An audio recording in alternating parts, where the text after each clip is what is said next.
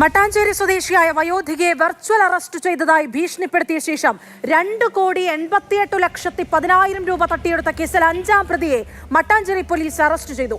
ഡൽഹിയിൽ നിന്നാണ് ഇയാളെ പിടികൂടിയത്. തട്ടിപ്പ് സംഘത്തിന്റെ തലച്ചോറുകളിൽ പ്രധാനപ്പെട്ട ഒരാളായിരുന്നു ഇപ്പോൾ പിടിയിലായതെന്ന് പോലീസ് പറഞ്ഞു.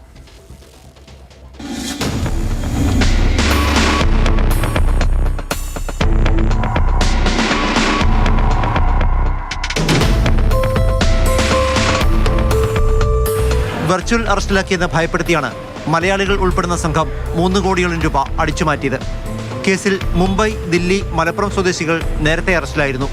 തട്ടിപ്പ് സംഘത്തിന് സാങ്കേതിക സഹായം നൽകിയ ഡൽഹി സ്വദേശി ലക്ഷ്യ ഗുപ്തയാണ് കഴിഞ്ഞ ദിവസം ഡൽഹിയിൽ നിന്ന് പിടിയിലായത്. ഇരകളെ കണ്ടെത്തി അവരുടെ അക്കൗണ്ടുകൾ തട്ടിപ്പിന് ഉപയോഗപ്പെടുത്തിയിരുന്നത് ഇയാളാണെന്ന് പോലീസ് പറഞ്ഞു. തട്ടിപ്പിനായി ഇയാൾ നിരവധി അക്കൗണ്ടുകൾ കണ്ടെത്തിയിരുന്നു.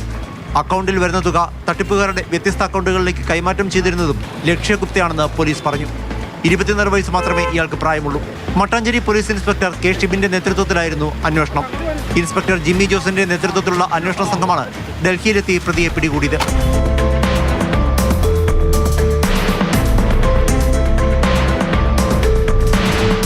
പശ്ചിമ ഡൽഹിയിലെ ശിവറാം പാർക്ക് ഭാഗത്തു നിന്നാണ് ഇയാൾ പിടിയിലായത്. പ്രതിയെ ഇന്നലെ കൊച്ചിയിലെത്തിച്ച് കോടതിയിൽ ഹാജരാക്കി. കേസിലെ മറ്റൊരു പ്രതിയായ സന്തോഷ് മനസറിനെ മഹാരാഷ്ട്രയിൽ നിന്നാണ് നേരത്തെ പോലീസ് അറസ്റ്റ് ചെയ്തത്. ക്രിപ്റ്റോ കറൻസി, അനധികൃത പണമിടപാട് തുടങ്ങിയവയുടെ പേരിൽ വീട്ടമ്മയ്ക്കെതിരെ മുംബൈ തിലക് നഗർ പോലീസ് സ്റ്റേഷനിൽ കേസ് രജിസ്റ്റർ ചെയ്തിട്ടുണ്ടെന്നും വെർച്വൽ അറസ്റ്റ് ചെയ്യുകയാണെന്നും അറിയിച്ചാണ് തട്ടിപ്പുകാർ കോടികൾ തട്ടിയെടുത്തത്. വെർച്വൽ അറസ്റ്റ് എന്നൊന്നില്ലെന്ന് വ്യക്തമാക്കി കേന്ദ്ര സർക്കാരും പോലീസും നിരവധി അറിയിപ്പുകളും പരസ്യങ്ങളും നൽകിയിട്ടും ഇത്തരം വെർച്വൽ തട്ടിപ്പ് ഭീഷണിയിൽ വീണ് പണം നഷ്ടമാകുന്ന മലയാളികളുടെ എണ്ണം പെരുകുകയാണെന്ന് സമീപകാലത്തെ കേസുകളുടെ എണ്ണം സൂചിപ്പിക്കുന്നു.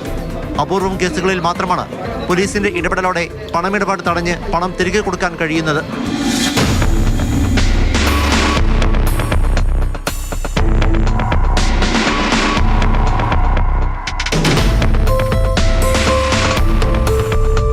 മാതൃഭൂമി ന്യൂസ്, കൊച്ചി.